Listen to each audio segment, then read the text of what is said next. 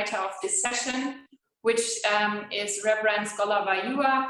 She's a lecturer at St. Paul's University with a special interest in interreligious dialogue, mission, and practical theology. She's a priest with Anglican Church of the Anglican Church of Kenya, and at the St. Paul's Cathedral University, she's also in charge of the marketing of her faculty.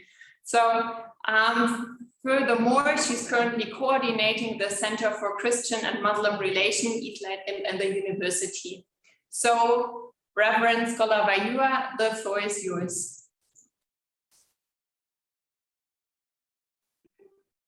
Thank you very much, Suzanne, and everyone. I want to take this opportunity and introduce our first speaker, who is going to talk to us about dimensions of gender and religious minorities in conflict and peace building. And the first speaker is Dr. Wairimu Churu. Wairimu Churu is an educator in Tangaza University in Nairobi, Kenya. Her areas of interest and research are African culture, spirituality, religion, and well-being. She has published in this area. She is currently serving as the Dean of School of Arts and Social Sciences in Tangaza, which collaborates with IRDs in various matters, especially most recently, the activities of the Transitional Justice and Trauma Healing Center of Tangaza University. And I think with those few, I would want to welcome our Daktari, welcome and speak to us. Thank you, Dr. Kilo. Thank you very much. I will try and share screen and try and stay within the time limit. It's tight, okay? And I hope that I can say some few things that will provoke our ongoing conversation. I would be grateful if you could warn me if I'm coming close to the end of the time. When I'm coming close to the end of the time, Dr. Kilo, is that all right?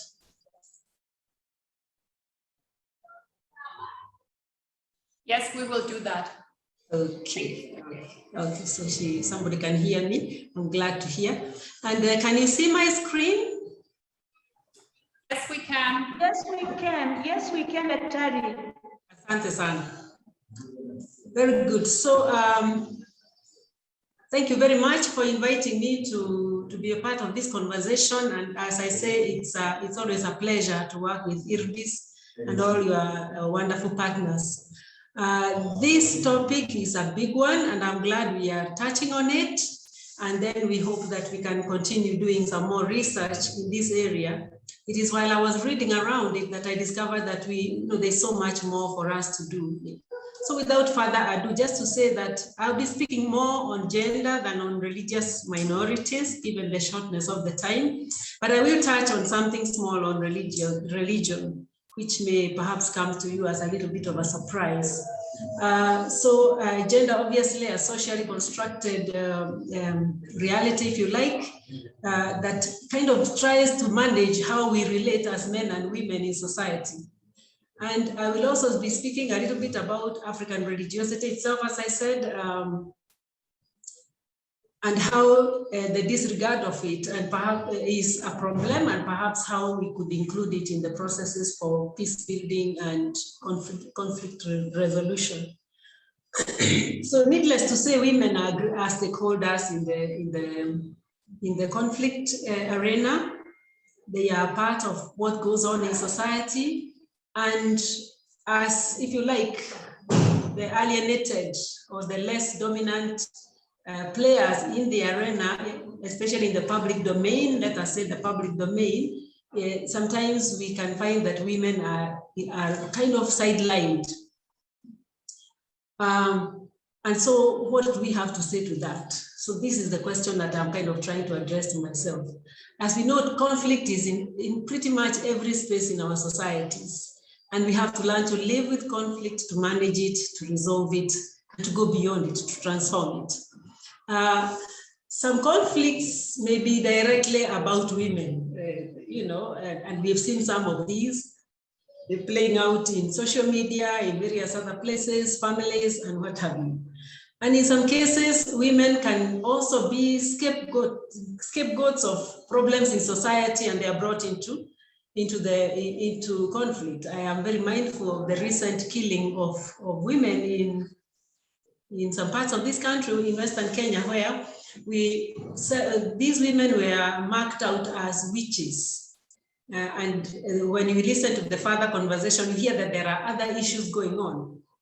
And then they are mapped, and we need to interrogate that conversation on witchcraft and what exactly, why are women being used as scapegoats. Anyway, conflict of various kinds, including war. When there is war over resources, wars or disputes or fights over water, fights over animals, women suffer severely. Women and their children suffer severely. We know the experience of rape. We know the experience of being very, very vulnerable, feeling always under threat. And I remember, and I'm no longer so young, but I remember as long as I can remember being aware that women are in a situation that is fragile, that being a woman, being a girl is a fragile way to go about life, if you like. So we want to interrogate that narrative and say, how did we come to this space and why is it going on and on, okay? So the victimization of women because of being fragile, perhaps soft targets, such as we know even terrorists might choose soft targets. So the women get targeted, and often religious institutions and cultural laws in Africa, often very intertwined, predispose societies to resort to easy victimization of the weak, and very often that is women. Just being mindful that religion plays a major role in this part of the world, in Africa. And therefore, if by religious dictate, women are even socialized, as Moyo says, they are socialized to play lesser, if you like, or weaker roles, to be subservient as a way of being whole, then you can see religion playing into that. But in other cases, it's even in the rules and the laws of the religions that predispose women to be in situations where they are weakened despite other challenges. And so we recognize the cyclic nature of conflict. And I want to point out that because when you are in conflict as a victim, I am sure also as a perpetrator, there is pain and there is trauma being caused to you and to your people. And when that happens, until that is addressed, it becomes a recurrent source of pain and a recurrent source of conflict, a recurrent source of grudge, and therefore it keeps giving, so to speak. So it is really therefore critical to involve everyone who is in any place implicated or touched by conflict in the processes of conflict avoidance, conflict resolution, and peace building. I want to think that very often that conflict happens, whenever conflict happens, as I said, women are not spared. And I was thinking of the ladder of inference, which is a really interesting tool to kind of think about that cyclic experience, where if you take the data to be the experience of conflict at any given place or time, whenever it happens, it is within a certain context. There is a history, there are histories, personal histories, community histories, group histories, the receiving end of these experiences. They're going to read the experience through the lenses of their context. And when they do, then, of course, as the ladder of inference shows, we filter and understand things vis-a-vis our experience. and eventually end up at the top of the ladder, if you like, with a decision that has been influenced by our interpretation of the experience.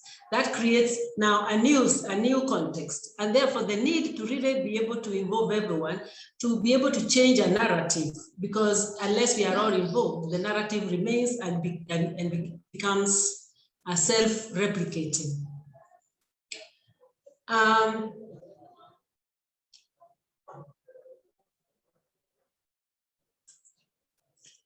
I think the failure in many countries, in many African countries, to normalize, and I want to talk about religion at this point, African religion in particular, to normalize African religion and spirituality in our daily lives. I think this is a huge failure. We kind of pretend that we are no longer living African religion, and therefore we pretend, maybe a strong word, but we are socialized to really we don't even have a language around our African religiosity. And yet it is the daily bread of our lives. So paradoxically, I was looking at this map, which you could look at any map, almost any map online about religion in Africa, and look at the distribution, the presumed distribution of religions. This is what comes out in the professed, if you like, professed religiosity.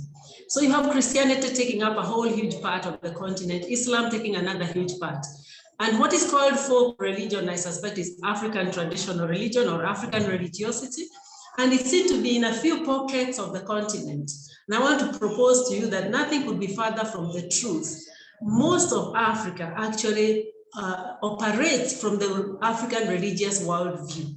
But we do not, we have not yet normalized being African in our religiosity, in our spirituality. And therefore, we tend to have it for some of the younger generation, actually even very many of the older generation. African religiosity is something we are afraid of, we are possibly even ashamed of, some of us. And therefore, though we live our Christianity through African religiosity, most of Africans, I am looking at Senegal, parts of Mali, parts of Niger, and perhaps pretty much all the parts of the continent, especially south of the Sahara, even when we have Islam, it is lived through the prism of African religiosity. And we know that when crisis arises, when there is crisis, it is when suddenly we begin to interrogate our African religiosity and what answers it might give us, what questions it's raising for us. I want to say that this is one of the problems, because interestingly, I was able to find this other map that seems to recognize that indigenous religion, African religion, is actually much more widespread. Again, as I said before, I would think that it is actually much more widespread than even this other map offers. So paradoxically, African spirituality and religiosity, which is pervasive, somehow operates in invisible spaces. And I want to think of that as something that is both, it's predominantly a liability, but also an opportunity for us. And I am thinking that it's like a religious minority, if you like, because here is a religion, here is a way of life that can really provide some answers and become more enabling for the people of the region, but it's kind of a hidden piece. It's not in the public domain, so to speak. Okay, so my thinking is that, for example, ethnicity, we are born into an ethnic community, perhaps two if you are lucky, I think in today's times. But it's not something you can alter. It's like you're caught in it. You are of your ethnic community. And if violence or conflict, if you like, arises related to ethnicity and how ethnicity has been instrumentalized so that through polarization or fractionalization, there is conflict within your community or between your community and other communities, you find yourself in a space where you're kind of painted into a corner. But if we had access to African religiosity and especially African spirituality, perhaps it would give us a sense of the bigger picture, the bigger identity to which we belong. Actually, not just as Africans, but we can start there as Africans, but as people, as human beings. But we do need to be able to form a sense of an identity that is bigger than ethnicity. so that ethnicity does not become so readily available, but that has to be done deliberately.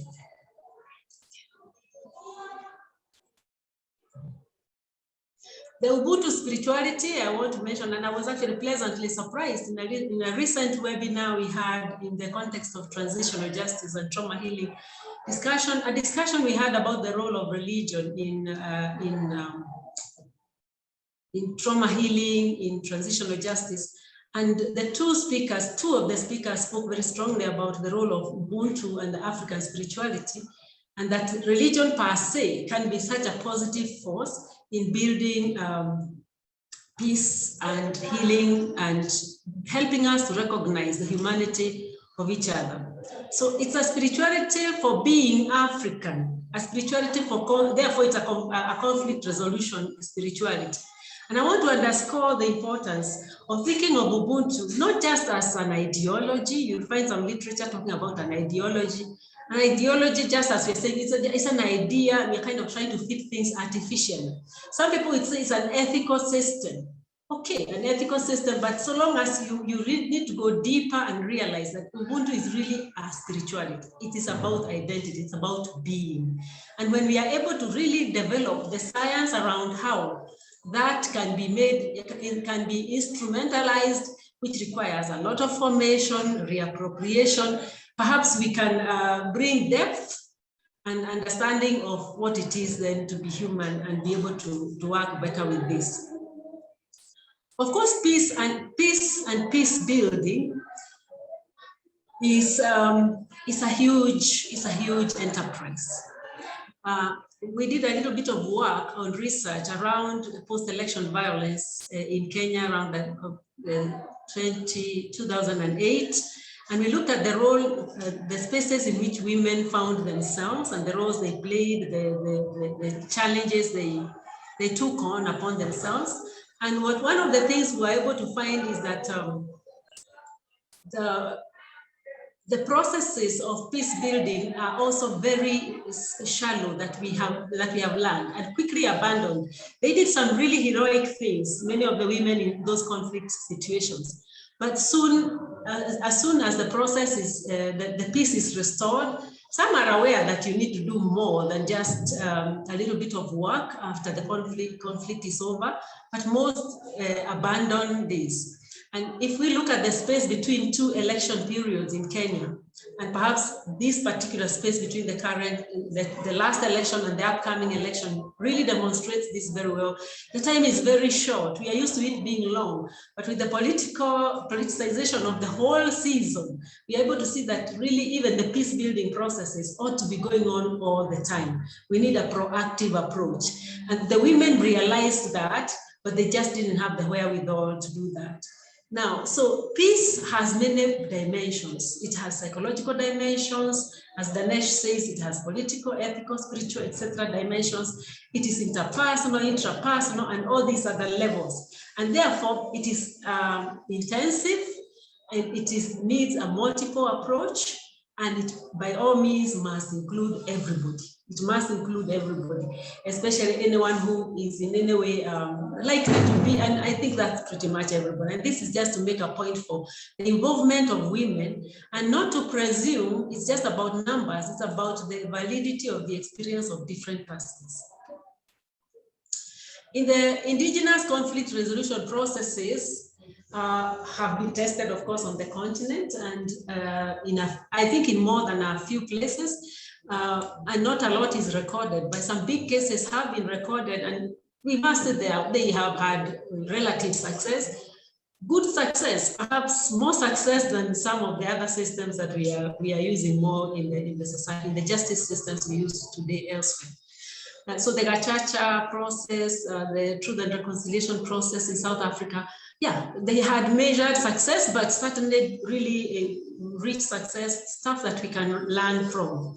The problem is that I was looking at what Ilobu has written, reviewing the experience of peace building among the people of the Swana-speaking people of Northwestern South Africa.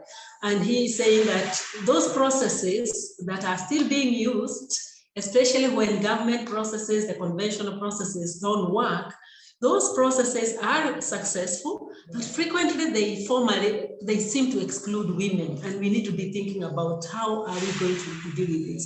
Why are women being excluded? And I want to propose to us that patriarchy is very deeply ingrained in us, not just in men, it's in men and women, patriarchy. And it underpins gender stereotyping, it underpins marginalization, and actually impedes the active role of women that women can play in peace building. They are doing what they can, they are doing some of what they can, I'm sure, but they could do a whole lot more. And we know that by observing the resilience of African women, that there is so much scope that they can cover. While conflict makes women's burdens heavier, but the women are really standing up for their families. They are going an extra mile. They are giving their lives for their children in very precarious situations. How could we possibly be able to harness that? There is a possibility, and we need to explore it. Okay, so I've already said that women played pivotal roles in traditional societies, in peace building, and because peace, not just peace building and conflict resolution, but also in well-being as such. And there were mechanisms that were built in to help us be able to keep the well-being of society even when conflict has to be worked with. But women also were very frontal in peace-building processes. How can we move this to a conversation that we can now understand in our current context? Because that's a resource that is banked in us.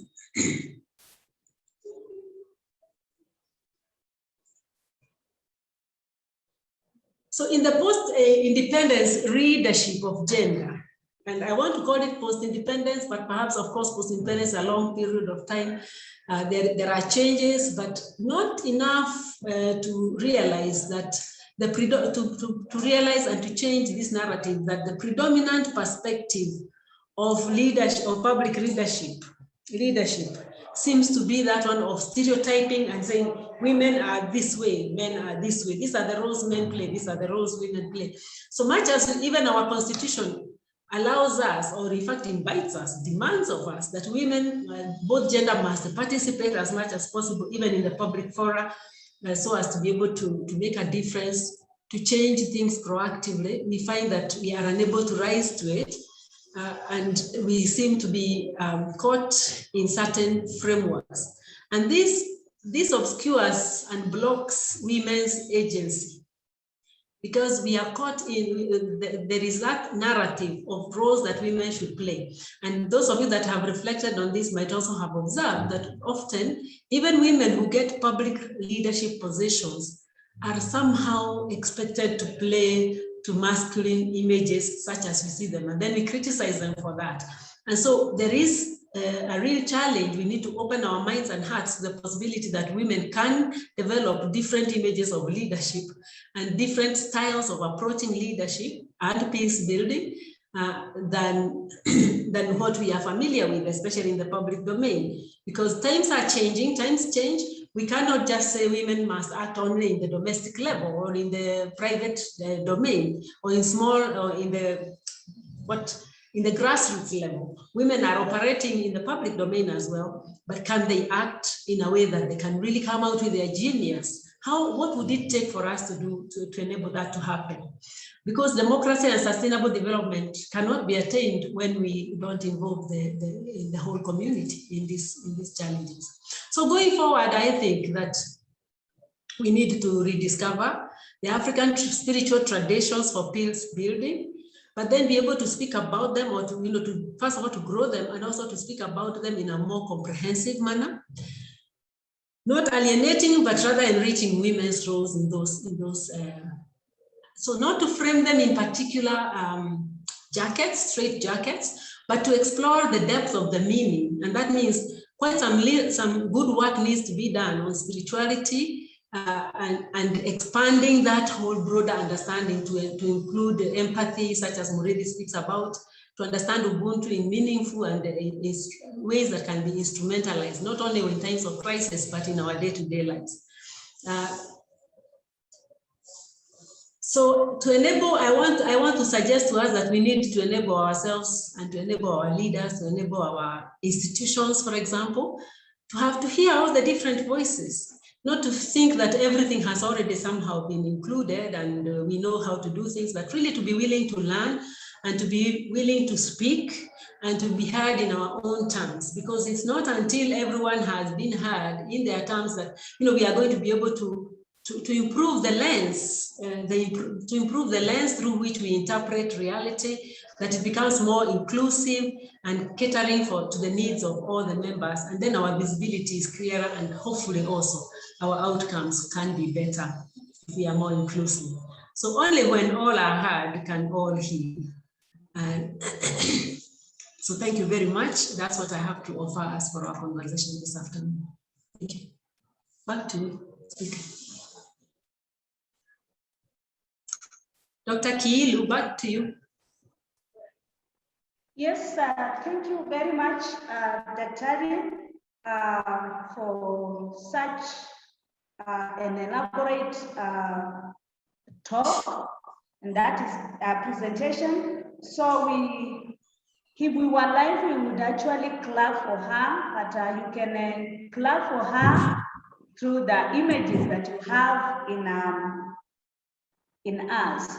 I mean, through this forum of the Zoom. I want to introduce, and I request that we listen to all the speakers, and then of course we'll have Q&A or questions and answers later by the whole group. So I want to invite the next speaker and introduce the next speaker, who is Ms. Christina Arum, who is an advocate of the High Court of Kenya and a human rights practitioner. She has past experience working with communities across Kenya with focus on women's and children's rights. As an advocate for gender justice, she has worked closely with the survivors of sexual and gender-based violence, seeking redress for violation of rights. She is a champion. She is a champion for gender equality and beliefs, and she believes that there are more value in adopting an inclusive approach to address societal issues. And Christina is currently a senior human rights officer at the Kenya National Commission on Human Rights. And so it's my pleasure to introduce and to welcome Ms. Christina on board to speak with us. Welcome. Thank you so much. I'm happy to be a part of the conversation. Kindly allow me to share my screen.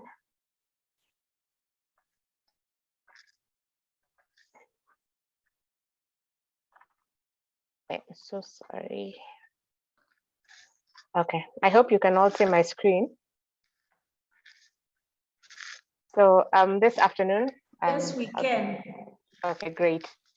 So this afternoon, I'll be sharing a few thoughts on the dimensions of gender and religious minorities in conflict and peace building. This is generally how my conversation will go. I'll look at gender and conflict, gender and peace building, touch a bit on religious minorities in conflict and peace building before, of course, winding up the discussion. I hope to take less than 15 minutes. So for me, gender is misconceived. We see gender, when we hear gender, we speak of women issues, but gender includes men, it includes sexual and gender minorities, and it's context specific. What applies in one area doesn't necessarily apply in a different area because of gender roles. Then, of course, there's an intersectionality between gender and other social indicators, rather.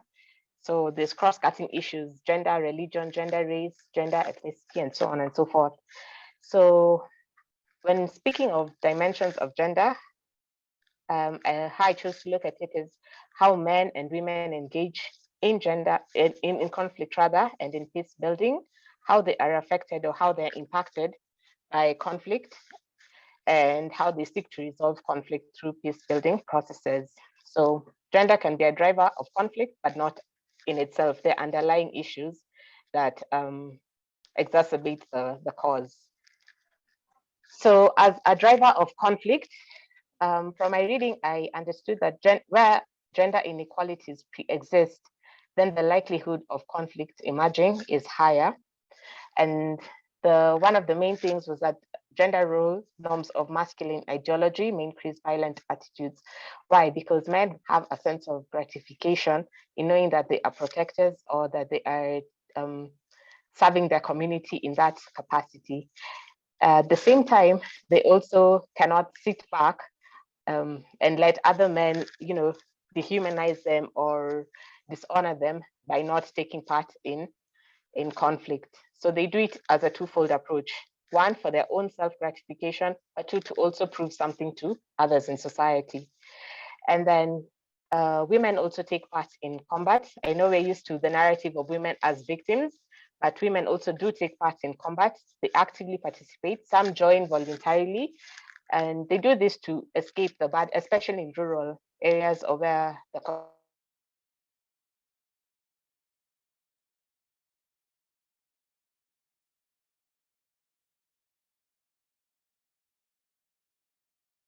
can be abducted. And then this also enables them to take part as active participants just for the sake of, probably safeguarding their lives. They also serve as in supporting roles. They provide logistical support. They're cooks, they're spies, they're health workers, they're porters, and so on. Just provide support to the combatants, more often than not, of course, the male combatants. And then there's the issue of sexual violence as a weapon of war, as a tool of conflict to promote dominance. What happens is women are objectified in the process. We dehumanize them, they're devalued, they're demeaned. And this is especially where the combatants are men. So then the impact, there's an impact also on the opposition. The opposition, the men whose women rather are being attacked. So this humiliation and dishonor then makes these men have the passion to retaliate because they need to safeguard their women and they also feel like they're being demeaned or devalued. Then sexual exploitation of women. Women tend then to give away sexual favors in exchange for basic supplies. It's simply just for survival purposes, nothing more. And then there's a gender impact of conflict.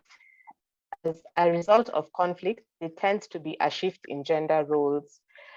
In the African setup, most of the structures are patriarchal, meaning the men are participation of women in political decision-making processes as a result of conflict. And I think we've experienced this to some extent in Kenya following the 2007-2008 post-election violence. And then there's the additional risk that women and girls face because of pre-existing inequalities prior to the conflict. There's heightened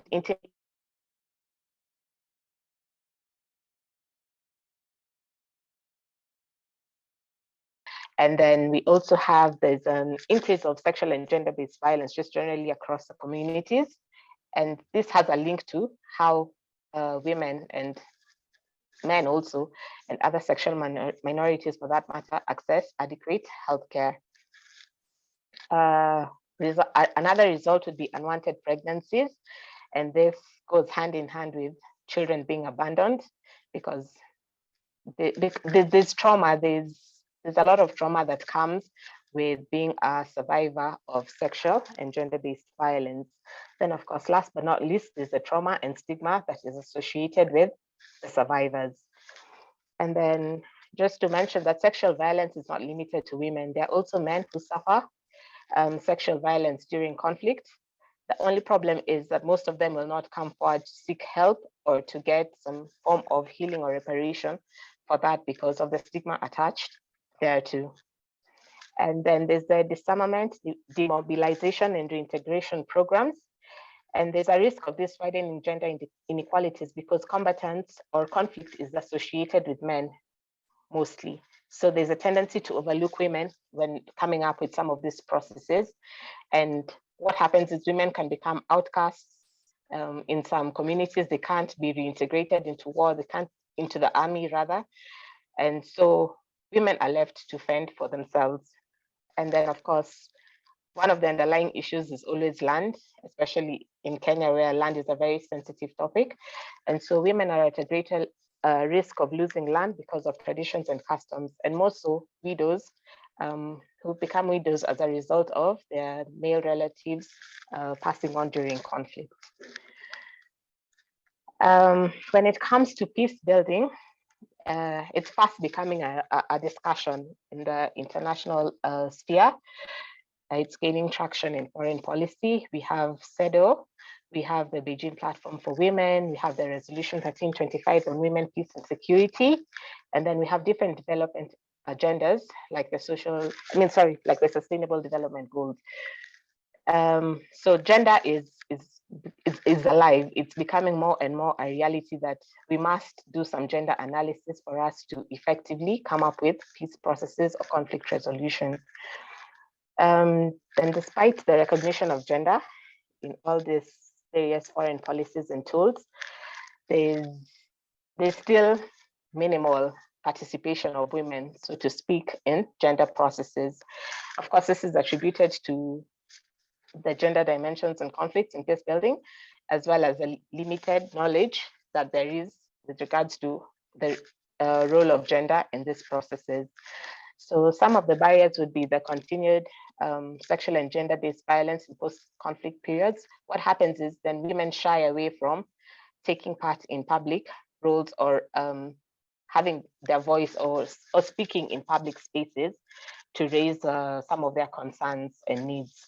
And then there's the added role of being primary caregivers and providers for their dependents. In this case, then women have limited time. They suffer from time poverty. They can't take part in the peace building discussions and processes. And then, of course, women continue to be underrepresented in political decision-making processes, especially in the formal discussions that take place. And then women's movements also lack established mechanisms to monitor and evaluate the implementation of the gender agenda in post-conflict settings. And then, of course, there's the inclusion of women in peace building. As I've highlighted, men and women are impacted very differently by conflict. And so adopting a gender neutral approach cannot work, because we'll only be addressing some factors and not factors that are peculiar perhaps to women and girls. And this exacerbates gender inequalities. So excluding women has serious ramifications, as I've said, on human rights and the abilities of societies to heal holistically and long-term stability. So as Dr. Aye already mentioned, there's gender stereotypes, patriarchal values, there's poverty, and all this influence how women take part in peace process discussions. Women as active agents of change. Inclusion, when I speak of inclusion, we're not speaking of having a quota or a certain number of women participating in formal delegations or in official peace dialogues. What we're saying is inclusion is taking into account considerations or considering women's needs and perspectives. And this starts from the grassroots all the way up, because those who are affected in most instances, the worst are at the grassroots levels and at the community level. So it's important to have platforms for these women, spaces for them to engage in peace dialogues and have their needs brought to light. And then, of course, the UN has identified 7 modalities of inclusion. There's the direct representation at the negotiation table, there's observer status, consultations, inclusive commissions, high-level problem-solving workshops, public decision-making, and mass action. All these provide platforms where women can be included in the conversation. They can take part in peace dialogues. And then what happens is women are not often funded to undertake peace processes. They rely on their social roles, as caregivers, as homemakers. And so drawing on this, then they organize initiatives, peace dialogues within the community level to discuss or to monitor and provide early warning in times of conflict. And then that we have inter-ethnic marriages, then at least they have two platforms in which they can act as mediators. There's the issue of economic empowerment also. When they have micro-saving groups, that's space for them to generate conversation around peace.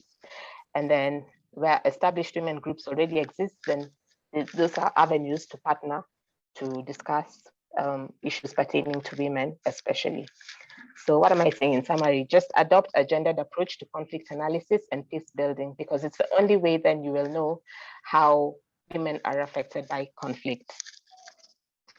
So for religious minorities, I didn't really have much to say, but for me, a religious minority is a group of persons which constitute less than half of the population in an entire territory of state whose members share common characteristics of culture, religion, or language, or a combination of any of those.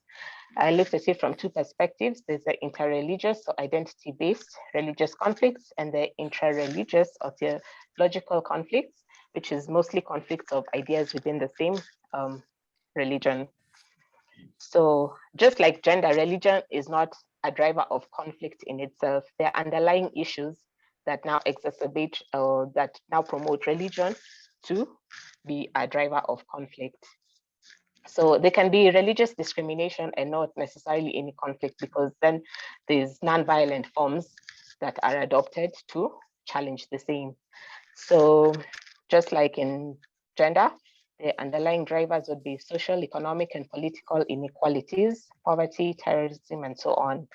So how this manifests is that rebel groups tend to be supported by radical religious groups, and then conflict erupts at that point. This feeling of discrimination or intolerance of the religious minorities could also cause some frustration, then that drives conflict.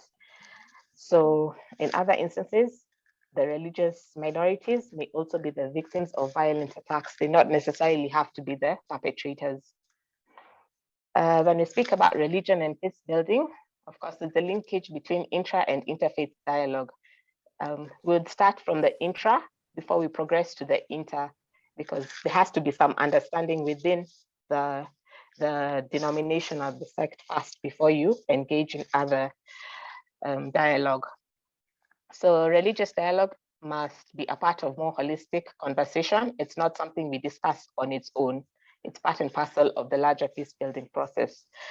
So the role of religious actors in peace building, and this cuts across in the case of gender, in the case of religious minorities, because they offer some leadership to the community. The religious actors are revered, so to speak, and so they provide some neutrality when it comes to mediations. They legitimize the process. You go to places of worship and your religious leader says 1, 2, 3 things, and the community tends to listen. You agree, you feel like, okay, the church is saying this, or the mosque is saying this, or, and so you act. And then there's also some unity that comes with it, because when called upon, you find the worshippers or the followers are willing to assist. And then there are also the fast responders, because in cases of conflict, people do tend to turn to religious leaders for assistance and support. And then, like I said, they're mediators, and they already have established links at the grassroots level, so they can broker peace, or they can provide avenues or channels for brokering peace. And of course, they offer psychological help and counseling. So to conclude, I would just say adopt inclusive approaches to conflict responses and peace building processes. Let it be context specific.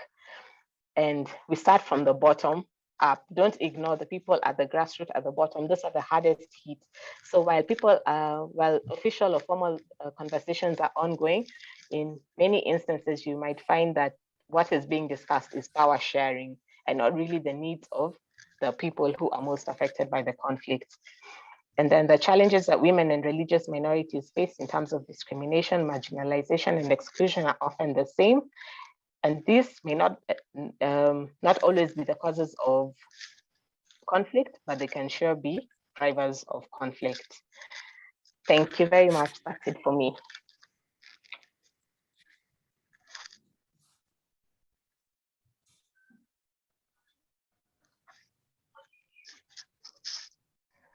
Thank you. Thank you. Thank you very much.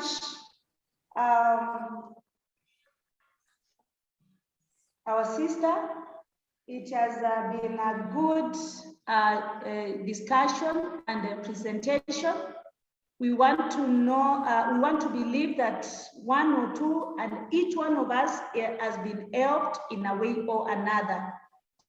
I want to, again, without wasting time, I know all of us are really clapping for our sister. I hope you can still hear me. Yes, we can. Okay. Thank you very much. I want to introduce the next speaker. And thank you very much, Christina, for such an elaborate discussion and actually informative information that you've given us. I want to introduce the third speaker, who is Minorities Ali, and she's a project officer at the Coast Interfaith Council of Clerics. Alma mater is the Jomo Kenyatta University of Agriculture and Technology, TECUAT, and Devimat Impact Institute of Peace and Professional Studies. At the Women's Desk, she coordinates and supports all project activities, especially to empower youths and women and religious leaders to the first line changing agents for peace in the communities. Dimensions of gender, of course, now she comes to us on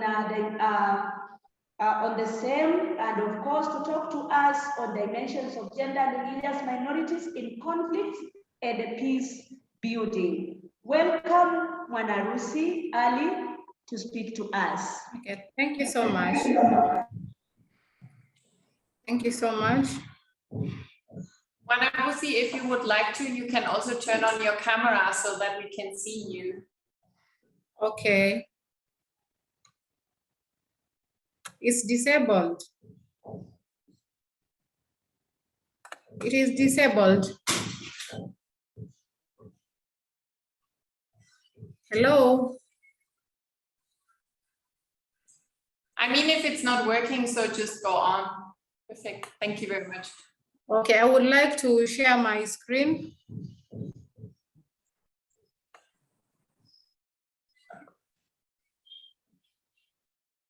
Yeah, that's possible. You can share your screen. You're a co-host. Okay.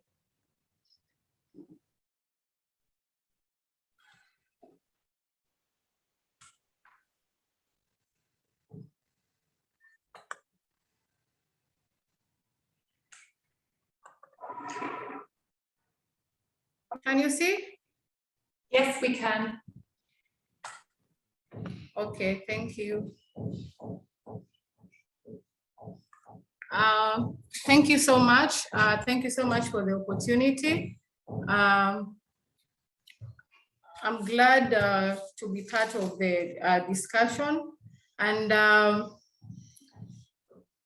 going to talk about the CICC's Women Desk that was established as a result or as a gendered approach in conflict and peace building.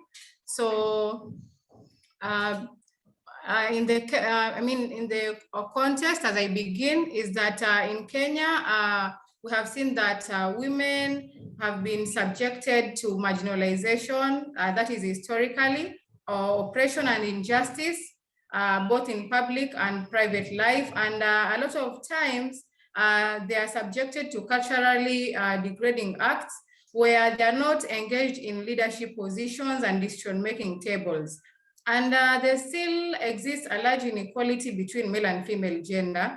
And this is because the male gender is viewed as superior to the female gender.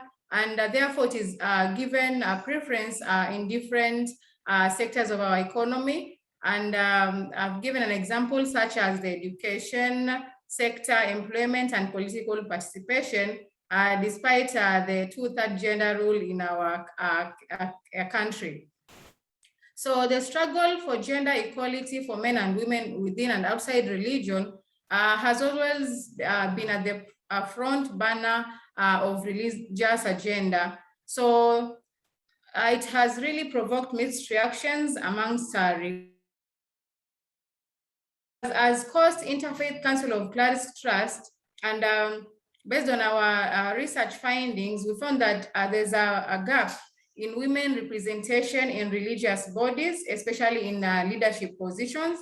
And most of the structures are predominantly men. So, and for women, a very important thing to note is that women religious leaders still play very key roles in promoting community peace, security, and development. So there was a need to create a safe space for women religious leaders to discuss issues safely. Yeah.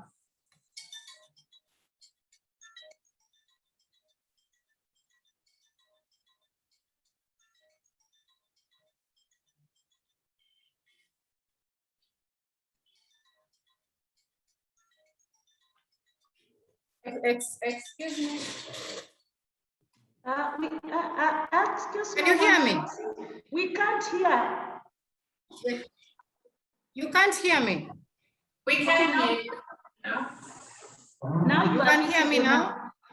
Now we can hear you. Can you hear me now? Yes. Okay, thank you. Thank you. Okay, I was talking about the context of women religious leaders.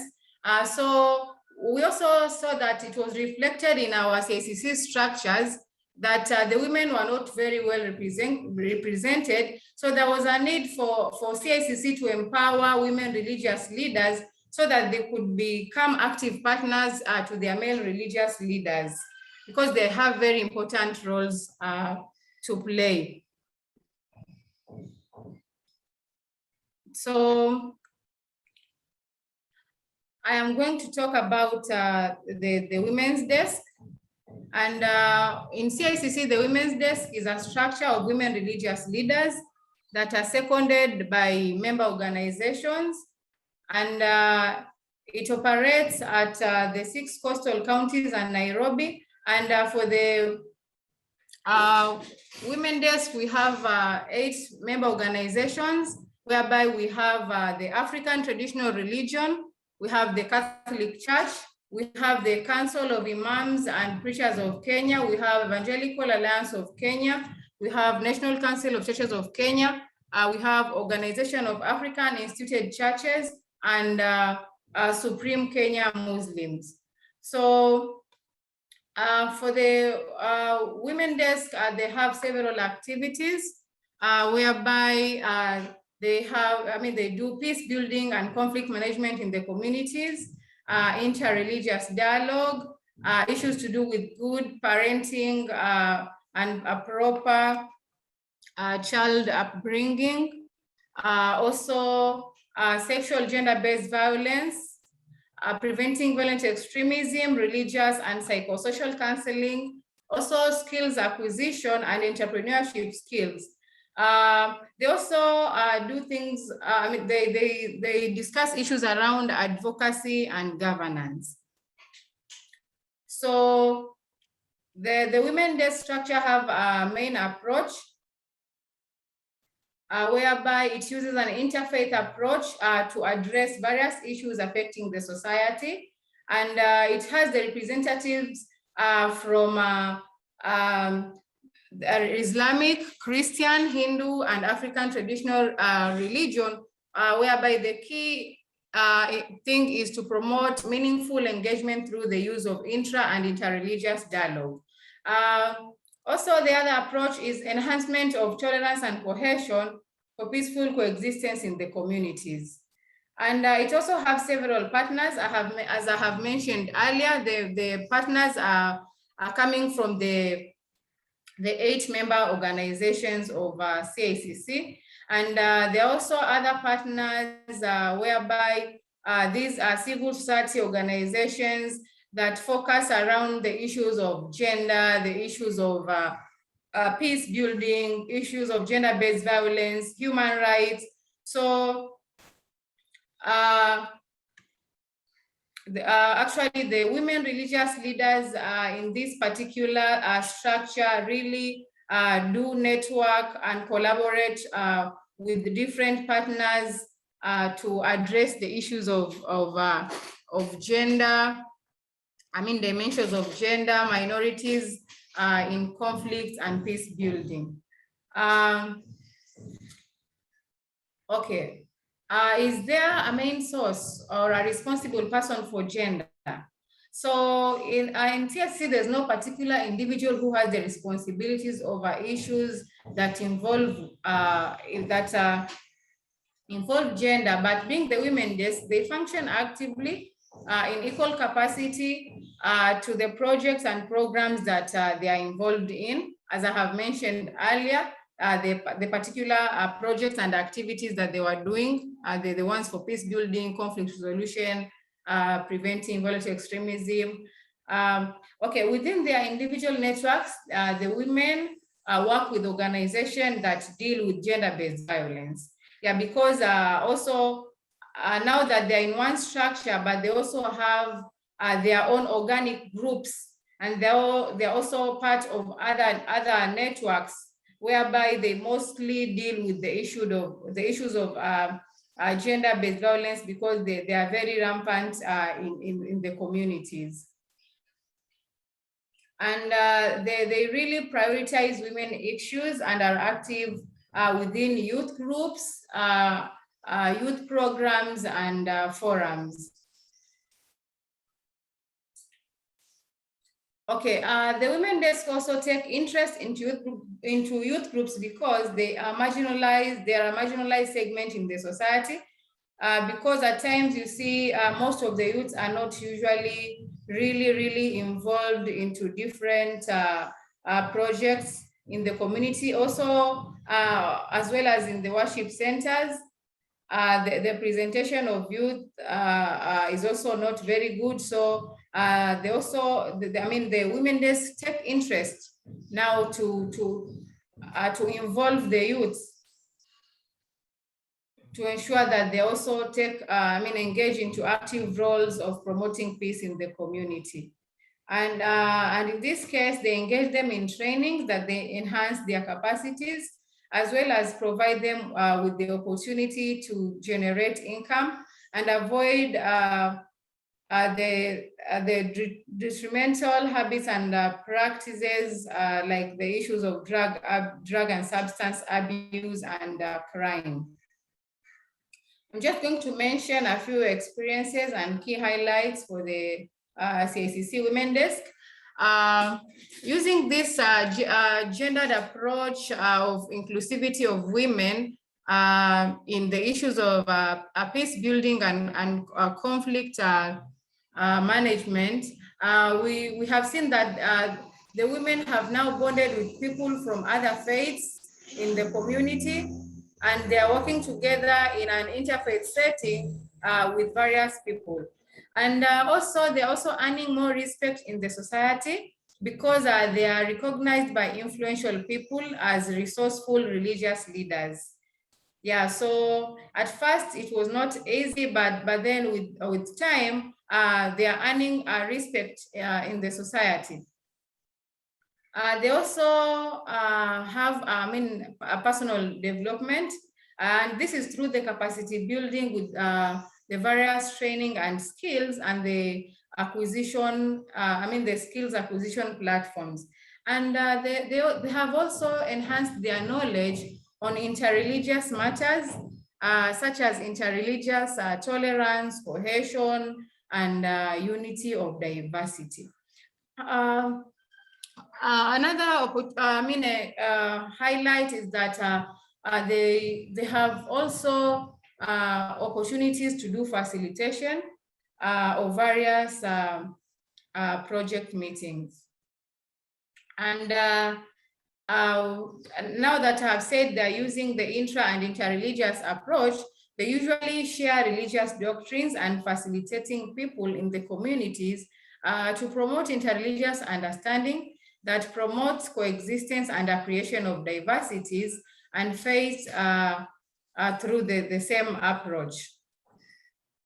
And also they have the ability and influence to join different peace and security network with different stakeholders, that is the civil society organizations, the county and the national government.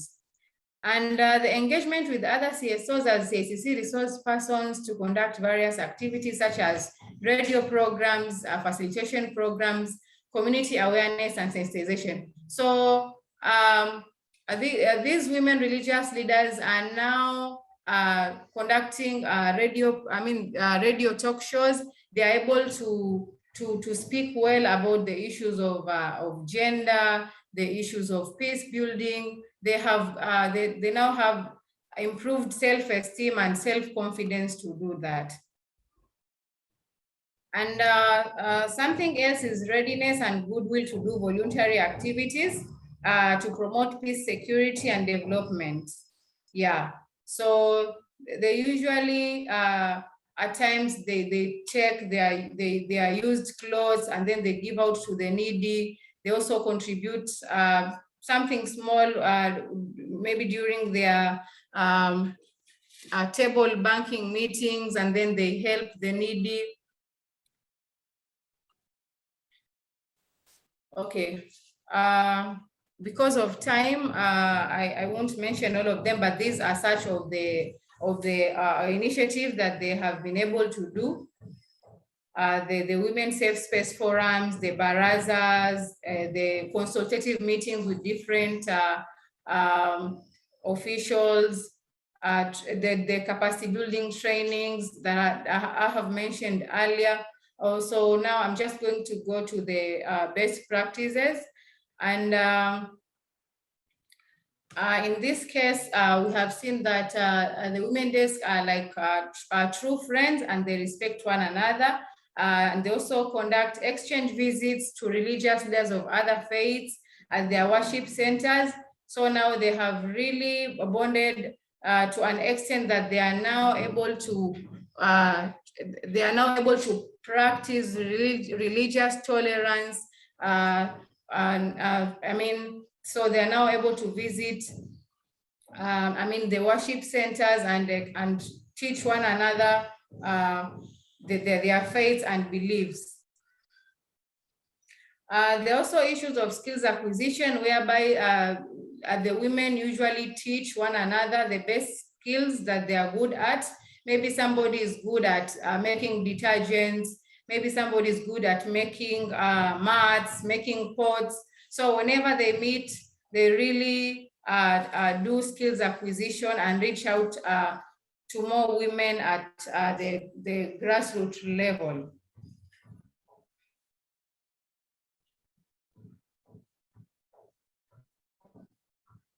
Okay, something else is, this is also part of the best practices about engaging in various activities in the worship centers, whereby there are issues of awareness and sensitization and building relationships with women and youth opinion leaders outside their congregations. So the women religious leaders not only work with fellow religious leaders, but they also come out of their boundaries and interact with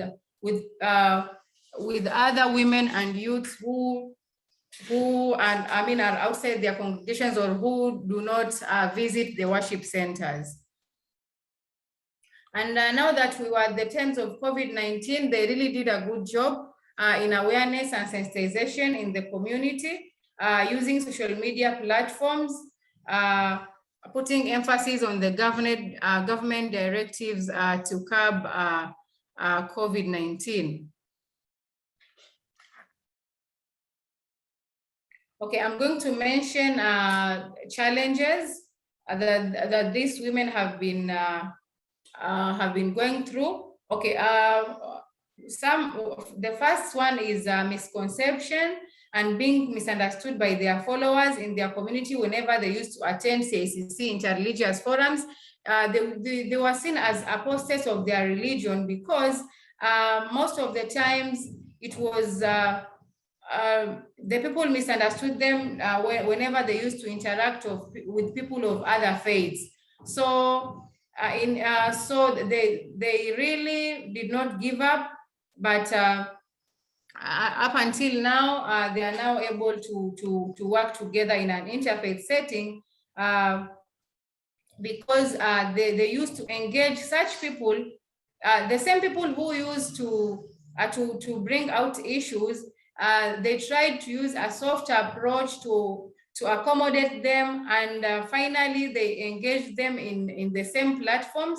So now they are able to be aware and also embraced religious tolerance.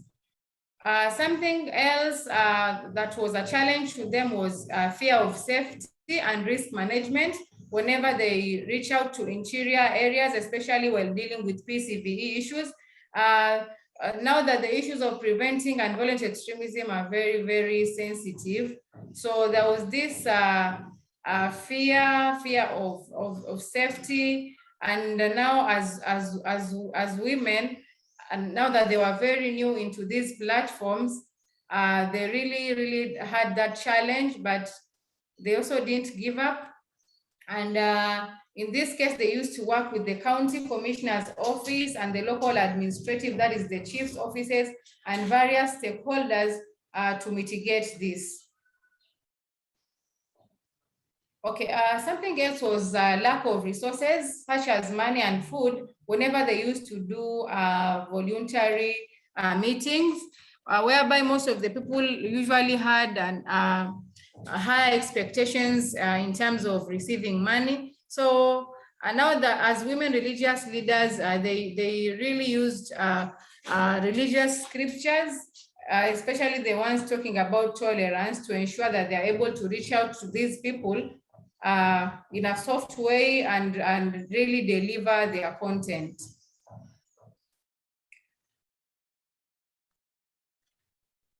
Something else was lack of transport reimbursement to reach out voluntarily to vulnerable women in the community. But at times they really tried their best to contribute to one another in their women merry-go-rounds, or we call them like table banking groups. Okay, there are several lessons learned from this gender desk, or I mean from this women desk, whereby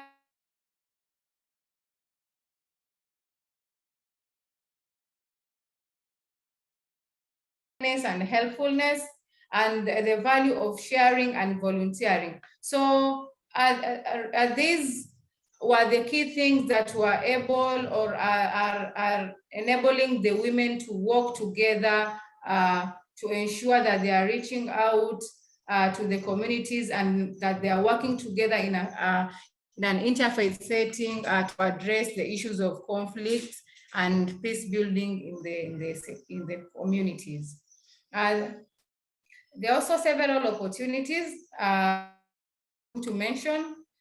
So the women desk are able to organize and conduct peace discussions and reach out in the margins in the community, because now they have become resourceful. And they also mentor youthful religious leaders and women religious leaders in active roles of peace building. And they also protect religious freedom as they promote interreligious dialogue, understanding, and interreligious tolerance in the community. They also offer psychosocial and religious counseling to vulnerable women.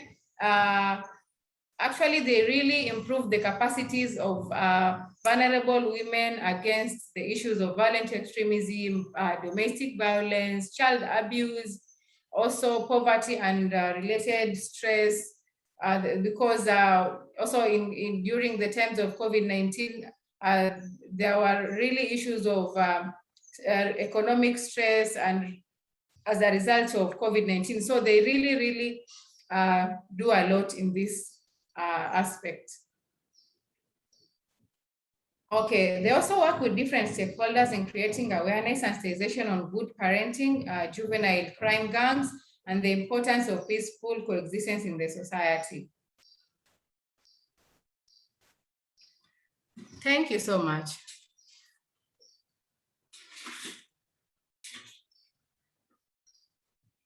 Hello. Thank you, Rana. We'll see. Scholar, are you there? Maybe not. Okay, Hello. so yes, Rana, can you hear us? Yes, I can hear you.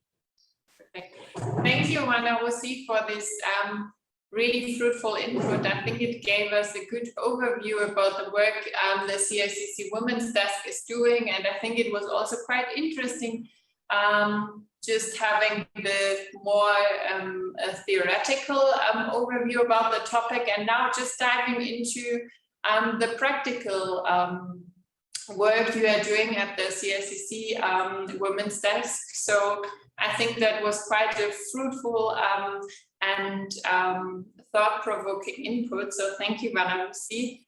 I'm not sure whether Reverend Scholar Bayua is still around. Can you hear us?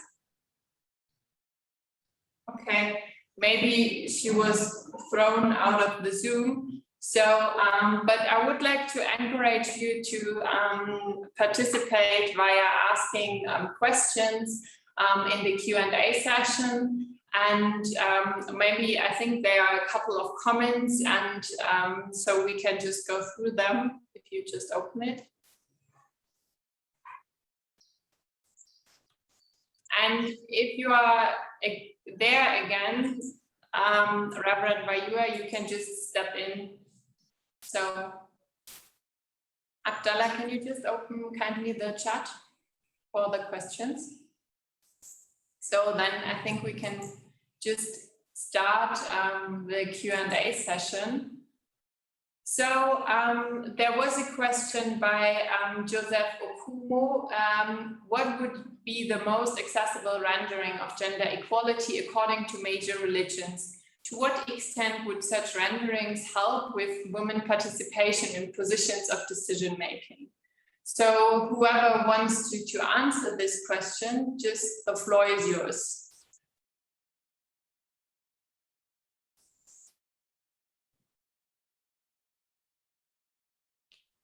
Can you hear us? Yes, So, we hear you. I did attempt a kind of proposed answer to that, and I'm trying to get back to it in order to read it. But the main gist of it is, I guess in almost all religions, there's that kind of foundation of humanity's origin in God, or whatever is the greatest ideal. And that somehow speaks to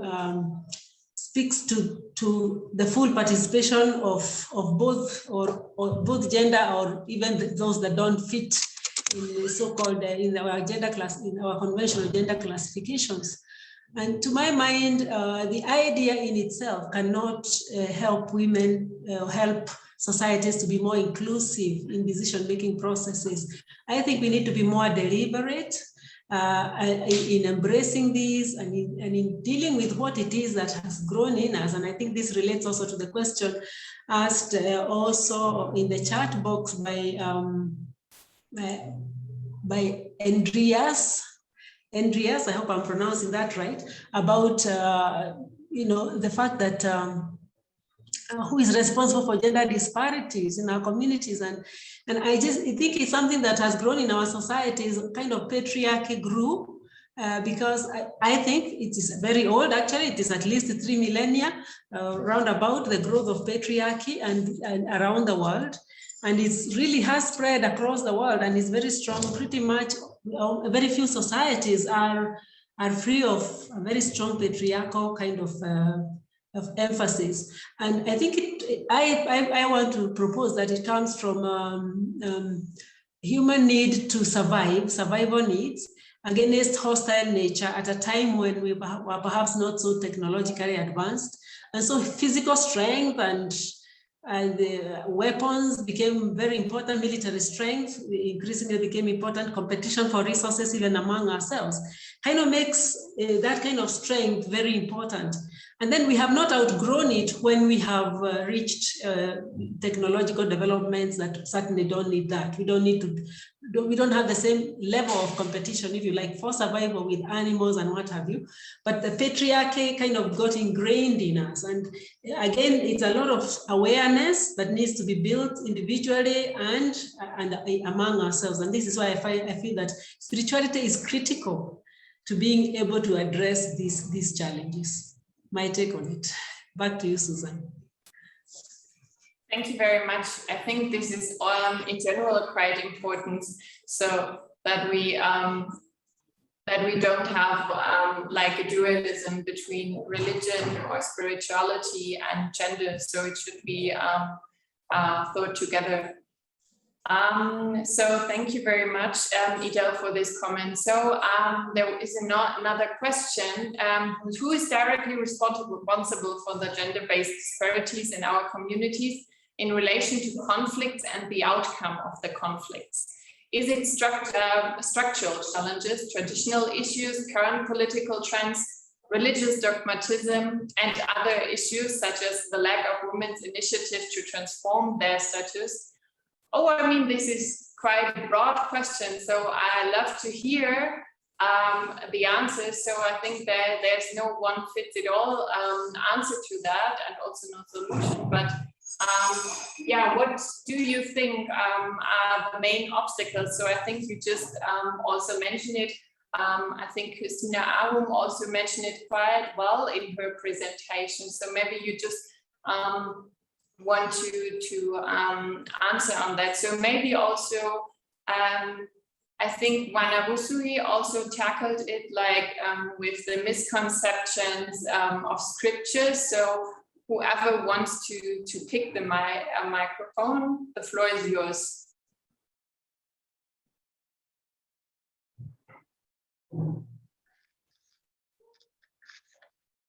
Maybe I can just attempt. For me, there's intersectionality. It's not one without the other, because you see at the traditional level, there's patriarchy, where both men and women perceive gender roles in a particular kind of way, where of course women tend to feel more oppressed or whatever. But at the same time, religion has a role to play, because in the past, you'd say there's some paternalism that religion drives to, because there's the issue of subordination, and you know how society interprets the same. So when you link tradition, when you link religion, and even the political trend in the country currently, and that's why there's a drive and so much conversation, gender equality and inclusive politics. We've created quotas in our own constitution just for political positions, you know. So as a society, we're alive to the fact that there's an issue around gender equality, and there are various factors that come into play as a result. So I wouldn't look at it as one thing in particular is driving at it. The challenge is a communal challenge. It's a societal way of looking at gender issues. So that's what we need to address moving forward. Thank you. Thank you very much. So I also appreciated that you highlight the importance of intersectionality. I think when we talk about gender, this is the most important thing, because it's like we cannot consider, for example, women as a homogeneous group. So, I mean, there are differences between women who belong to the minority or majority faith.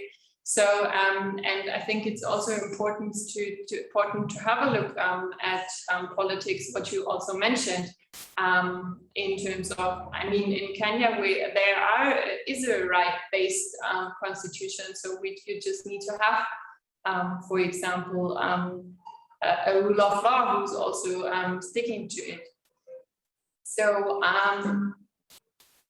do we maybe Wanawusi, maybe you just, I mean, there was also a question geared towards Also whether religious dogmatism can be an obstacle towards gender equality. So I mean, this goes hand in hand with the misconception of scriptures, for example, to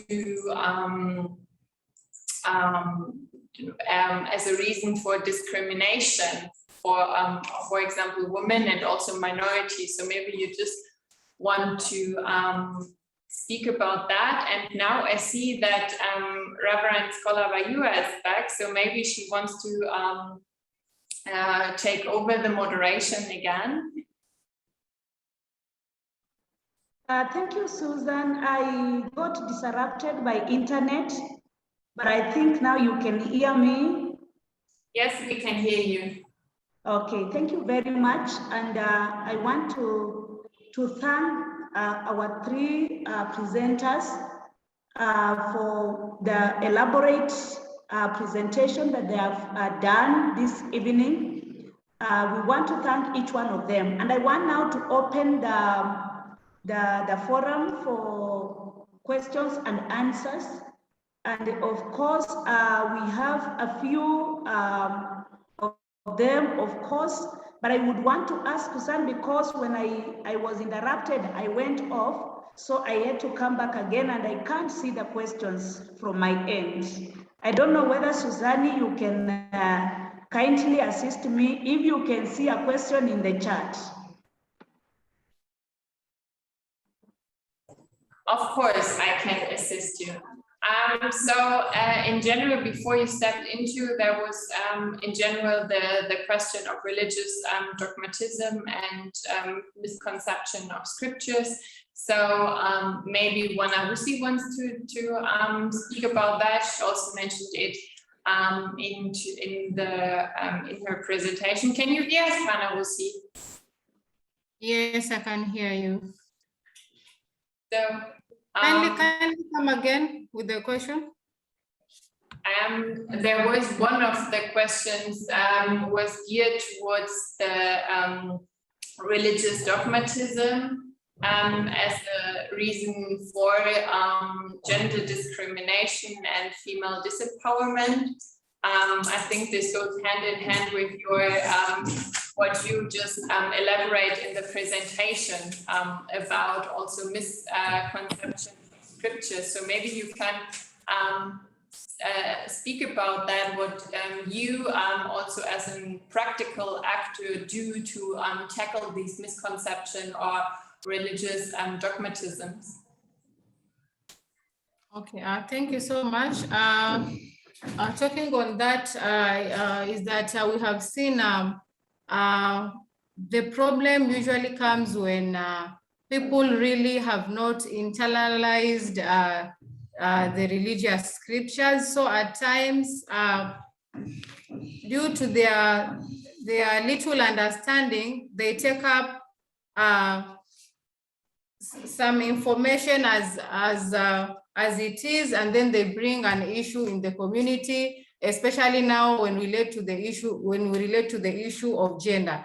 But that's why in CICC we usually do the interreligious dialogue forums with the use of religious scriptures to ensure that we really get to understand what the religion talks about gender, what the religion talks about leadership, women leadership, so that we really demystify and remove the narratives and we counter the narratives and stereotypes that really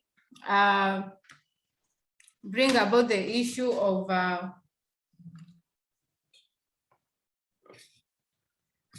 gender inequality. So it is all about misinterpretation of the religious scriptures, because in each and every religious book, there is a space for women, and there are scriptures that talk about the space or inclusivity of women in religious bodies, or in particular in different positions, I mean in the community. Thank you very much, Rana Russi. So maybe we can go on to the next question. So there was a question from Norbert Yashike. So what is the role of the family as a mitigating strategy of gender-based violence? I think all of you three just mentioned the importance of socialization. So maybe you can just touch upon the role of family to address particularly gender-based violence, but also gender inequality.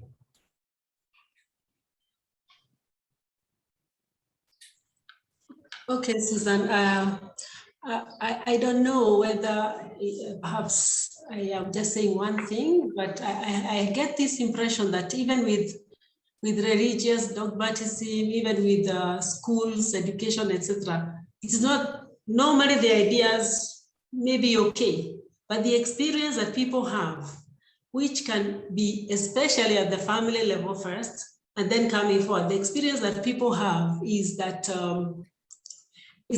what is lived is not necessarily what we proclaim, what we necessarily say that we believe in. So if you take image of God, for example. So at the family level, when parents are not gender fair, if you don't have gender justice in the home, if there is no respect, if people have not dealt with their issues and become aware and deal with yourselves personally, I think always we transmit this anger, these fears, and these attitudes that will tend to look down on one gender.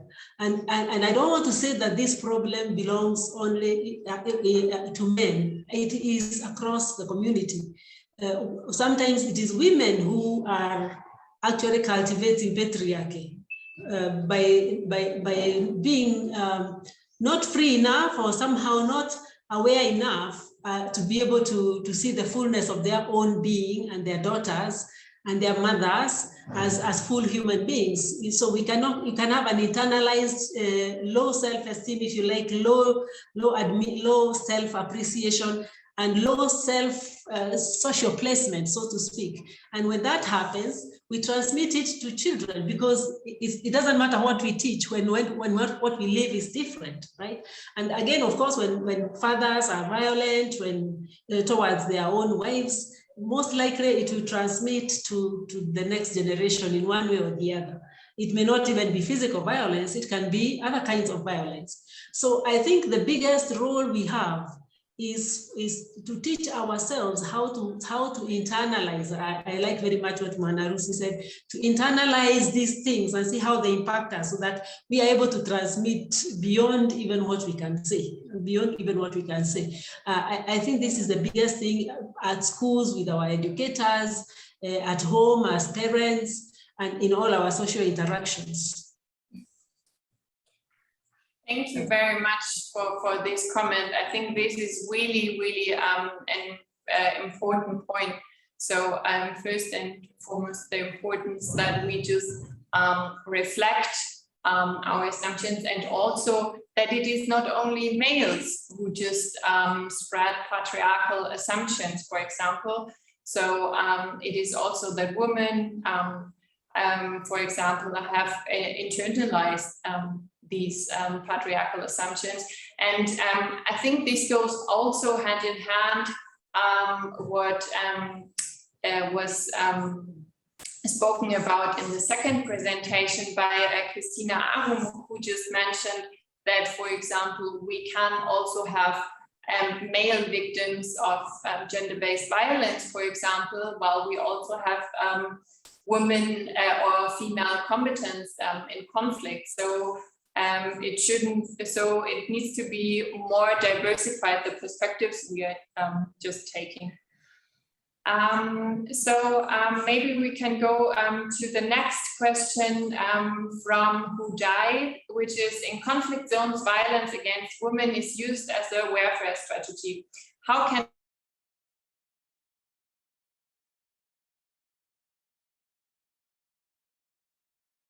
gender roles? So maybe we can just first address the first question. So I think that was also mentioned before, that gender-based violence is used as a war weapon. So I think particularly with the regional focus, we can see that quite often.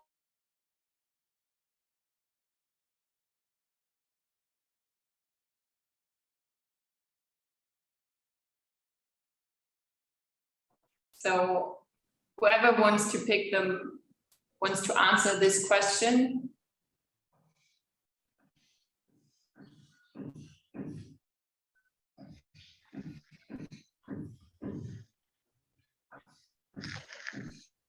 Maybe for me, I look at it from the perspective that religion is also more or less a social construct, and people have a lot of faith and belief, and they hold religion at a very great place in their lives. And so whatever is communicated to them in their places of worship or by their religious actors, by their religious leaders, actually impacts how society where the religion operates goes about their day-to-day lives. So places of worship, for example, or religious leaders, they have a role, like political leaders. They steer their followers or the community to a certain way of life. So they have an opportunity to speak against gender-based violence, to inculcate some understanding of the risks and the hazards, and to also bring out the importance of the role of family that we have just discussed in addressing some of these issues. So for me, I think the religious leaders actually provide a platform for these discussions to be heard or to be held.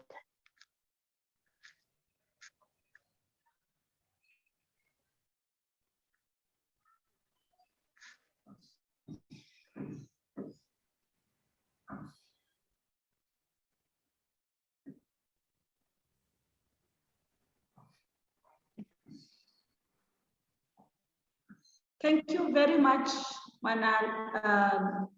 Susan, and for the panelists. I don't know whether we have another person with another question. I can see this question by Budai. I don't know whether it has been answered. In the conflict zone, violence against women is used as a war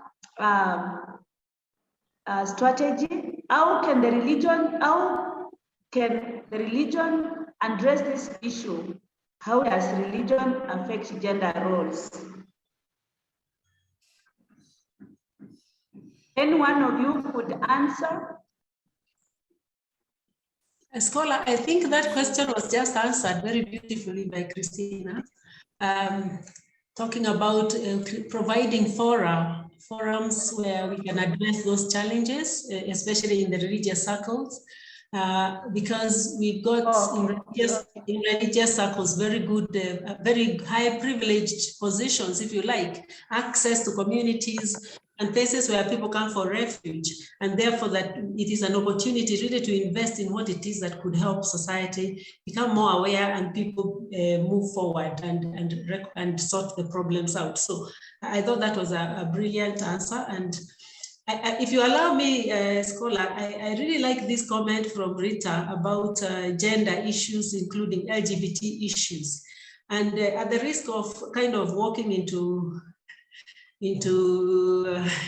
the minds, I want to say that I think one of the greatest services that that ultimately human maturity renders. That is to say, for example, parents, when you reach a certain stage, educators, but especially religious leaders. One of the greatest services that they can give is to also be able to accommodate uncertainty. And this is where dogmatism does not serve us. We are doing, research is being done in science about LGBT and all that, but religion does not need to exclude people because of not being too sure or thinking that a certain understanding, this is it, and there is no other way. I think there really is an opportunity. There's nothing as wonderful as when a parent tells a child that, you know, I'm learning with you, I'm growing with you. When a child can take it, obviously, we need to have that judgment. So in the same way, I think our communities ought to be able to accommodate difference and not have all the answers. I don't know where religion, at what point did religion think that it had to have all the answers? Is it possible to accompany people in their journey of searching? If you go back to that first image we used before of image of God, there is no limit to how much we can search, and people will experience wholeness as they search, or lack of wholeness, and they know that they are on the wrong path. So I just think it's a sensitivity, and especially in this region, that we really need to grow. And if religions don't model that, then we really are in a bad way. And sometimes they're not only they're not modeling it, but they are actually actively fighting against people and having them stigmatized and even lynched. This is unfortunate.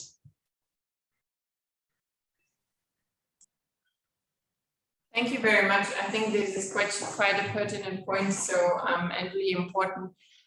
So I think you just touched on so many points. So I think in general, I really enjoyed first and foremost also the introduction by Christina Arum, who just mentioned that gender is not only about women, so which goes also hand in hand with the comment of Rita.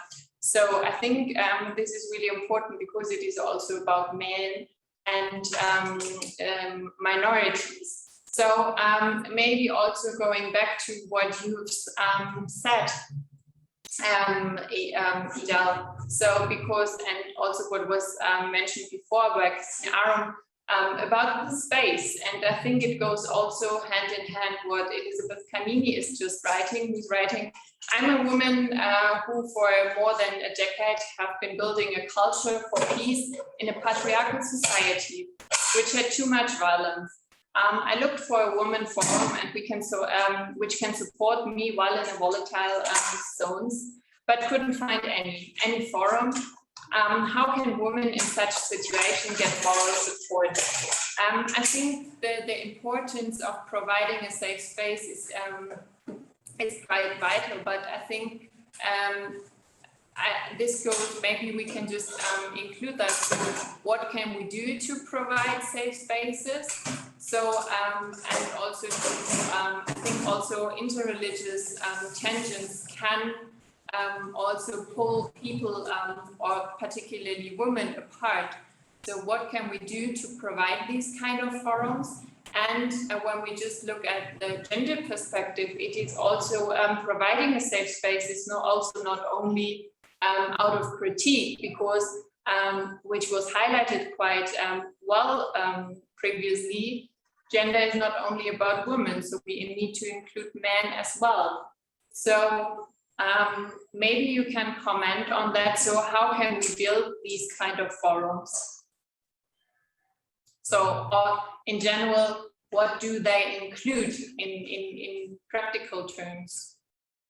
I think Rana Russi also just mentioned something from the work of the CICC, the Women's Desk. So maybe you can elaborate on that, or maybe as well how to strengthen collaboration. For example, just touching upon the comments of Elizabeth Canini, who didn't find any forum. So maybe if someone can just pick this question.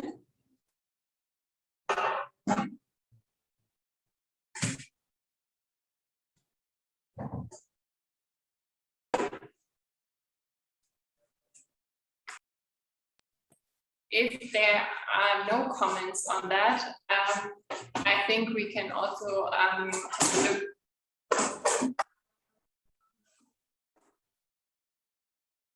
There's also a question, I think we answered it somehow.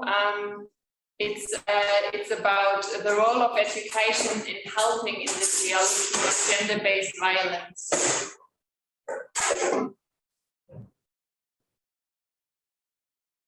Can you hear me? Yes, we can.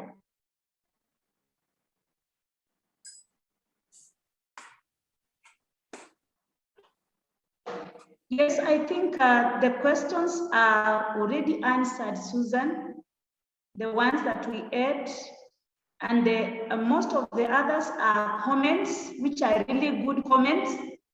And I think we are really learning a lot from each one of us. And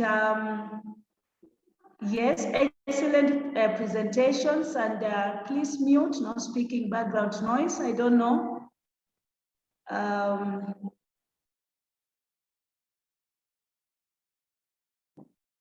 I think generally the question, the presenters have really interacted very well with the questions, and the responses from the discussions have been great. And so I want to take it back to Susan so that maybe she can do the conclusive remarks and towards the ending. Thank you very much.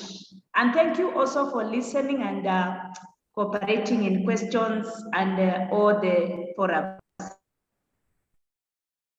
Thank you very much, Reverend Scholar Vayua. I think if there are no open questions, we can have a look at the reflection of the day.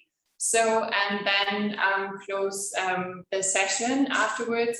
So in general, for those who have attended today the morning session, I think we started in the morning with a general overview on peace and conflict factors in the region, with two inputs by Dr. Reginald Nalugala and Stephen Yugunya. So I think it was a good start into the day to start with a theoretical overview on peace building and conflict transformation, highlighting the importance of elaborating the need to tackle root causes of peace and conflicts in terms of structural, systematic, psychological causes of conflict, which are often resource-based. So I think in general, for me, I really like that it was the importance of local peace builders and local ownership of peace building activities has been emphasized. And also Dr. Beatrice Churro also mentioned it the same, like Reginald, the importance of the Ubuntu spirit. So as we exist for each other and all enough for all, in order to allow, also underline a communal approach in the region. So after that, we had a brief overview about the ongoing conflicts in the region, both within states, but also cross-border conflicts. Also, we just had a look on the importance of bringing a religious perspective of peace building and conflict transformation into the discussion. So, because they are important, and we have just heard about examples where church steps into gaps where political institutions are not delivering. So after that, the second input of the day was by Stephen Yugunya, so who just took a closer look about the politicization of religion in the South Sudanese secession. So while also highlighting the interconnectedness of secessions in terms of social, political, and economic factors, but also normative and legal factors. And first and foremost, the manipulation of identities, particularly in terms of religion, with the divide of the Arab Muslim and the Christian, Sudan and South Sudanese part. So I also found it quite interesting to have a deeper look into how the use of misinformation while having a look at the South Sudanese case just fueled the content, and in general I like the following discussion about the need to have more research to inform policy, but also collective action, and highlighting the role of religion as advocate for peace building, for peaceful cohesion. So after that, we just had the second day, or the second session of the day, which dealt with gender and religious minority conflict and peace building. So where Dr. Churo highlighted the importance of thinking gender and religion together. So, and also like Reginald Nalugala highlighted the importance of the spirit of Ubuntu, and also being mindful that religion plays a major role in gender constructions in Africa. So I think what also goes hand in hand with the webinar series we are also currently conducting on transitional justice and trauma healing was the emphasis on also the problematic of intergenerational trauma due to involvement in conflicts as survivors of rape and STDV, and which can be given to further generations when they are not tackled properly. I think one thing which is really important, that patriarchy is not only a male point, but it is deeply ingrained into all genders. So meaning male, female, and also sexual and gender minorities. So, after that we had the presentation by Christina Arum, which I personally really liked, and the strong focus on that gender is not an all-female topic. So it concerns everyone, it includes gender, it includes man, female, and also minorities, sexual minorities, gender minorities. And I think particularly when we talk about gender and religion and gender and interreligious dialogue, we just need to have a look at an intersectional approach, because it doesn't matter whether you belong to, for example, a male of the majority religion, or for example a sexual minority belonging to here in Kenya to the Hindu religion, and so on. So I think this is a really important approach we need to consider. What I personally also like was the highlighting that inclusion cannot be captured by just numbers of women. So it is a qualitative indicator which refers to participation, representation, rights. So yeah, I think which goes hand in hand with the intersectionality, and also that gender concerns everyone, was the highlighting of also that women can be combatants of war, and also men can be confronted with STDV. So highlighting that it is in general not possible to have a gender neutral approach towards peace building, but because women, men, and also minorities are affected differently. I think I also touched upon it was the area of trauma mentioned by Dr. Churo and Ms. Arum.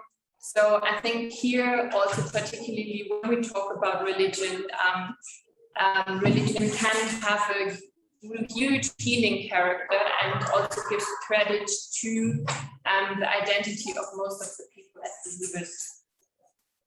So after that, we closed with our last presentation of the day, which was the one by Rusi Ali, who just gave a really comprehensive overview about her work at the Women's Desk, and just gave the whole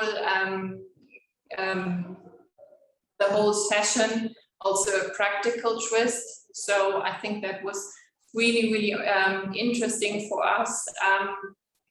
Also how to tackle, for example, misconceptions and bring particularly women, but also youth together. So in order to enhance women's representation and participation and rights in religious leadership. So I think it was also quite interesting to see what CICC's approach is and what it means to tackle gender inequality in religion on a concrete basis. So I think that was quite important. And also what just was my main takeaway was also to highlight the importance of a diversified partnership. So that means working with religious actors, but also with civil society actors. So I think just this is quite important. So I think from my side, I've learned a lot, but we can also have a look into the Q&A session and the chat, whether there are new open questions. And after that, I would like to ask Father Innocent to close with a word of prayer. So would you like to have a look at the chat again? Elizabeth. Yeah. So we can have a look. Abdallah. So Elizabeth Canini just raised her hand. So.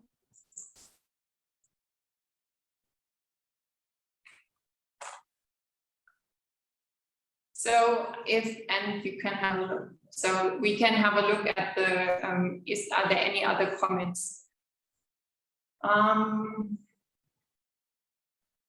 So one thing that was raised as well was, I think we didn't touch upon that, but this is quite an important question, and maybe one of the speakers just want to answer this question. So I think it is always the case that there's a mixture of what is responsible, for example, for discrimination. Is it religion or is it culture?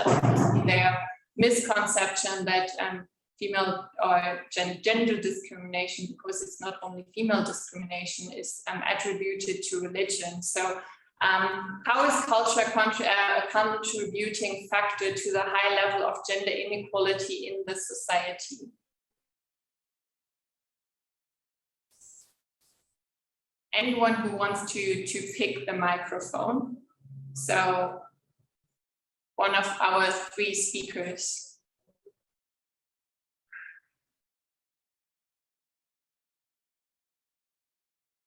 No? I don't have an answer to that, but I want to say that, first of all, religion is, I don't know whether which is inside which, but religion and culture are very, at least in the African scenario, very closely intertwined. Huh? And the one reinforces the other and accommodates it. So it's hard to kind of separate religion from culture. That effort sometimes has also ended up being alienating. As I say, for example, to many of our students, for example, that our African cultures are the way we live our lives, And they are also the only way we can be Christian. We have to be Christian while being deeply African. If we try to be Christian without being African, it really does not work. So how is culture a contributing factor to the high level of gender inequality? Insofar as culture entertains and propagates practices that are oppressive to any gender or to gender as such. Even gender alienation, the refusal to have a sense of partnership, a sense of working together. When cultures separate, not just physical separation, but more importantly, that separation that kind of makes one group more important or superior to another. Yes, so long as culture does not interrogate those experiences, then it is contributing and building into gender inequality in the society. And also the materialistic world in which we live today that has put a lot of emphasis on material culture that tends to hide more, if you like, other values which are also important and sometimes perhaps more important. So culture then can underscore the gender roles in such a way that, for example, when you have a family and the mother is a nurturer of children, more nurturer, if you like, ends up earning less because the father goes away to earn the money, but then the power in the family is vested where the material income is. And the culture has kind of bought into a materialistic view of life, or valuation of life. And yes, material is important and it enables life, but somehow culture, what the mother is doing in the home, for example, is as important. The family will not survive without both. And so it is this valuation that is dictated sometimes even by a consumerist society. So it's not just past culture, sometimes it's culture such as we are living it today, that we are very heavily dictated by the material and consumer world. And insofar as that is impacting gender relations, first in the home and in every other setting, then it is a problem. It is a problem. So I think that's just an attempt, and it's a conversation we can keep going. Thank you, Susan. And it's a good question. Thank you, Norbert. Thank you very much.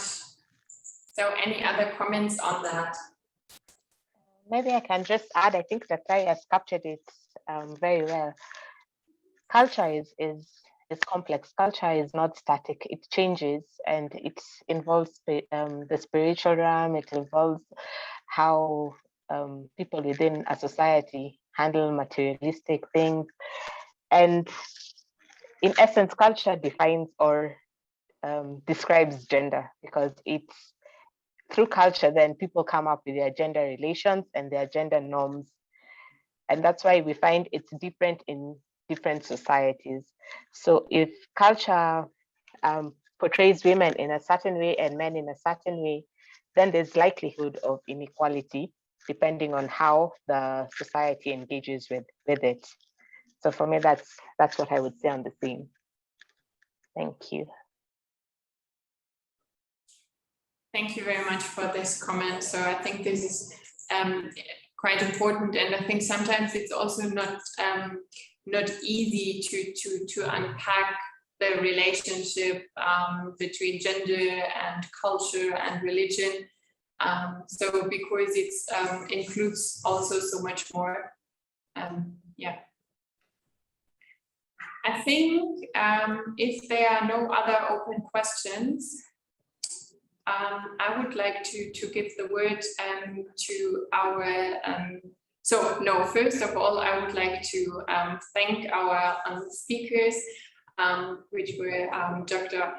Beatrice Churo, Christina Abum, and Rusi Ali. And also thank you, Reverend Scholar Vayua, for the moderation. And I'm so sorry that we just had some technical issues that you was thrown out. But I think we just had really thoughtful discussions, and I think this topic of gender and peace building in relation to also to religion is really complex. And so, but I think I really enjoyed the discussions today. Yes, and so now I would like to give the word to the director of our institute, Father Innocent, for the closing words and for a word of prayer. Good afternoon to you all.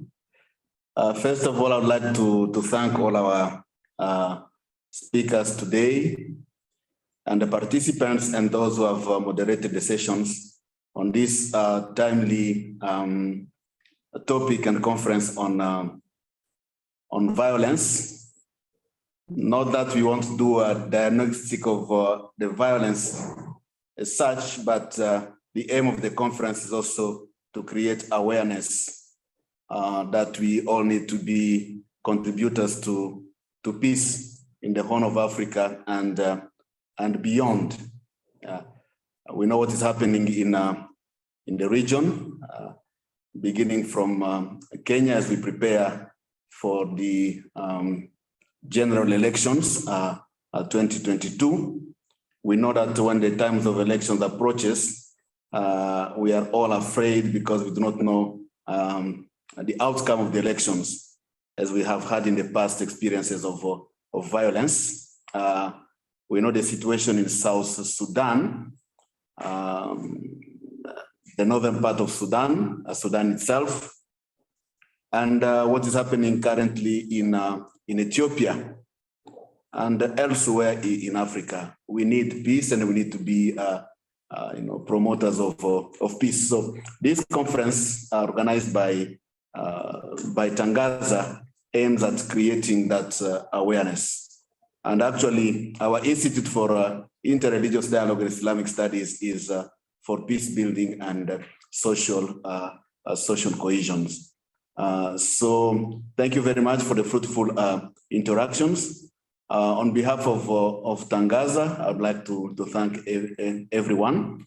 And as we continue the reflection tomorrow with more session coming up.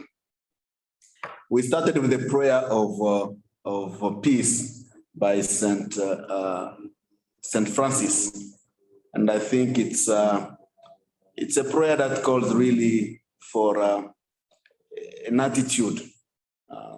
So I will invite for those who have the possibility of having that prayer to really take it up again, so that it becomes part of us. So we become instrument of peace.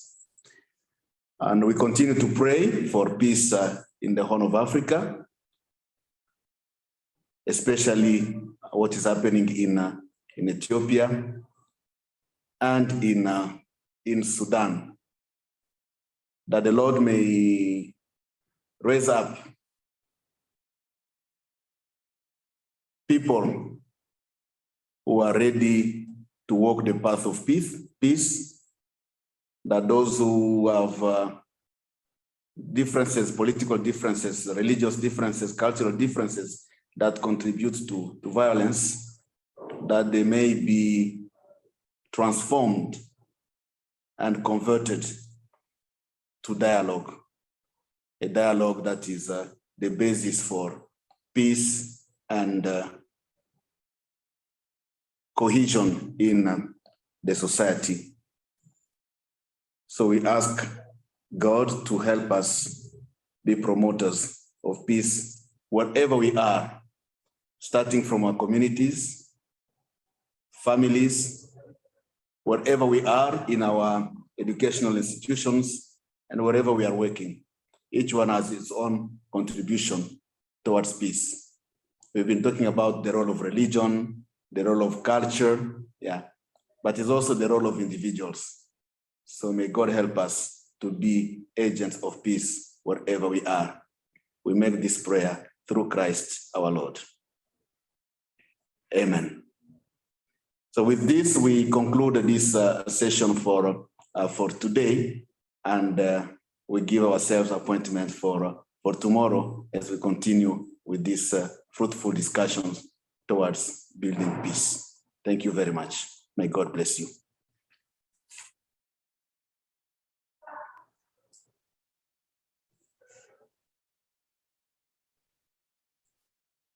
Thank you very much. I just want to use this as a quick reminder to then we would highly appreciate that you are taking the time to leave feedback in our little survey.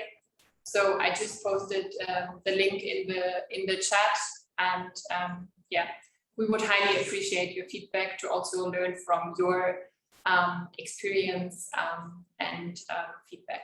Thank you very much.